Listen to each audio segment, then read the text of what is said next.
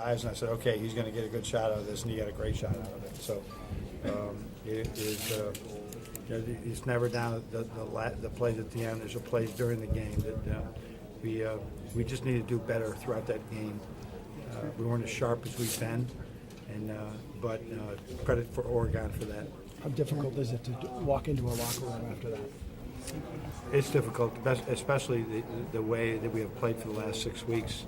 I don't think there's anybody on this team thought that last shot wouldn't go in or that we wouldn't execute some of the things we did. But we credit Oregon. They had a great. They just gave us a little bit of delay and confusion in a few things, and it resulted. We had it's like 7 turnovers in the first half. We had 8 in the game.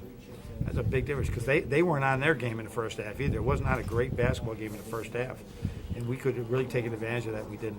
Did you think your guys were a little tight early on, John? Huh? Did you think your guys were a little tight I think early both on? teams were. Yep. I think both teams were. I think there was, both teams, they just got done playing Sunday night. I'm not crazy about Sunday, Thursday. Purdue played Saturday, but the other 3 teams played Sunday and Thursday. I'm not going to complain about that. I'm just so happy we're here and we had this opportunity. What was your message to this team in the locker room afterwards? What did you say to your guys? I think the lessons that we've learned in this season, that what this team was so easy. It's such a pleasure to coach because they were so selfless in their attitude. It was the Bo Schembechler, the team at its finest, and that's all they cared about. And I don't care if it was the non-scholarship guys or the seniors, the stars. Everybody just cared about the team. And then also, we can't deny the fact that we had what probably has been a life-changing experience for me and others. And I don't think we were as afraid of it until we start reading accounts of it and knowing what could have happened that day, a couple Wednesdays ago. So I think it's really a great life lessons for everybody on what appreciate your team. When you stick together, you can accomplish a lot of things, and that just everybody could give a little bit more, and what a team, how good a team can be. You guys have made those winning plays down the stretch so often. Yeah. What did you think the difference was tonight? I think we made a lot of the winning plays all the way down the stretch. I mean, don't forget we were down 6. We made all the plays, right? We just they just made more of them, and the same shot that DJ missed in the left corner, he had just made in the right side. So it was, we liked the way everybody got things done, but at the same time they were just better than us. If you wrote Why Not Us last week, what would you write now to them? Oh, I don't know. That would be tough. I'm not that good to be able to tell you something like that. I just think what our theory today was why not us, and you don't have to beat Oregon 4 out of 7. You just got to beat them one time. And son of a gun, with a minute and a half to go, we're up in the game, and we could get that done. But the ball did not bounce our way down the stretch. What perspective can you give these kids, because they seem really upset, and you seem to see that this was a great run? How do you get them? I think time, as I say to these guys, time is a friend of the truth, and the truth is it was a great run. It was such a unique experience for them. I mean, I looked at it, I said, we played 37 games. I said, how come we played more? Because we had to go four games to win a tournament where all the higher seeded teams, they only got to win 3.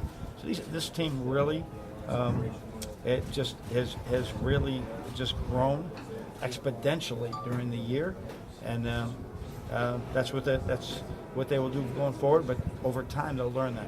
DJ's beating himself up a little bit about the free throw and stuff like that, and the missed layup. What do you say to him after a game like that? His growth this year is like it's been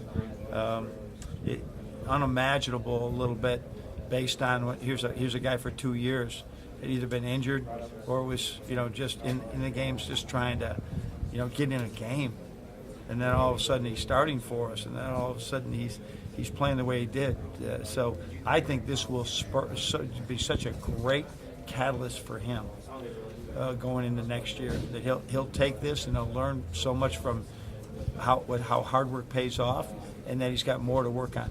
Coach, you've gotten to coach and teach those 5 seniors for 4 years. What have you learned from them?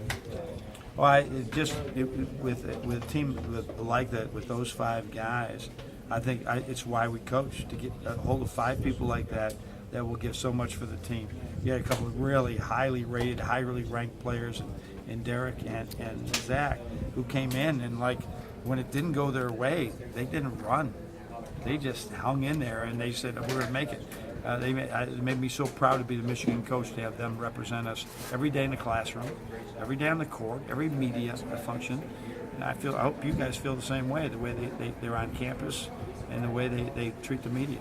It was rare that two of them, through their whole careers, would have big games in the same game. Yeah. The fact that they did Yeah. down the stretch in the last game, it says something about kind of them in the moment. Yeah, that was really it was. I was good to see that we could count on them. We were trying to do as much, but I'm telling you, with what Oregon does with their zone, its man, its switching, it's we talked to another scout.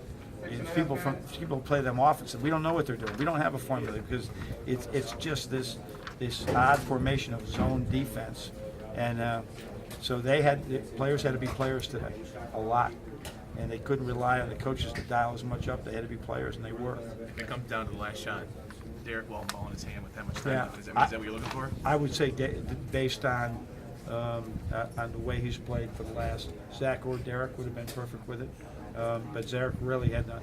He, like I said, I think we're expecting a foul. They don't foul, and he's all of a sudden that was a move that made everybody fall down. And all of a sudden he's looking right at the shot that he just shoots at a very high percentage. It just didn't go today. You guys have had so many shots fall, so much magic happen when that dropped out. Yeah. What's the first feeling? There's been seasons where I go into games and I think, boy, we may have reached as far as we can go, and I didn't feel that today. I felt we're gonna win this game, right? We're gonna continue to advance because we're a really good team. But it wasn't gonna be magical. It was gonna be we're good enough to win this game, and we really proved it. We just had some possessions offensively and defensively earlier in the game we'd like to have back. 2 times in 3 games that Mo's been on the bench down the stretch. Yep. What does he need to continue to do to be able to see the floor in those situations? He is continued to learn with every part of the game. He's so talented, but as he continues to learn, there's certain areas he's just got to really work on, and he will. But it's a work in progress. He's a tremendous student of the game, and he's like a great canvas, and he's gonna be able to paint that canvas with anything he wants to do as he goes forward. I don't know if that made any sense, but he is good. He's really gonna be great to work with. Is there an empty feeling right now when it gets Yeah, I don't like it at all. I really feel go for so long? And then Yeah, it's I over really so feel long. funny because it's been such a good run for so long, and there's not another game waiting for us because we were really good at bouncing back this year, and so yeah, it's really a funny feeling right now. I feel like he should have won this game. I feel we could have won this game. Okay. I said there's some empty possessions offensively and defensively that we just weren't. They were better than us, and some of it's self-inflicted, some of it wasn't. Some kind of uncharacteristic turnovers in the first half. Yeah, 7. Yeah. Was it Oregon's defense and the way they were switching between zone and man that was kind of throwing your team? I think we were out of rhythm. Yeah, I think that's a good point. John, did the lack of energy, the lack of crowd in the building affect I didn't notice it. I could hear the Michigan fans, and you probably would have noticed that more, but I sort of tune out all that stuff. Billy was just talking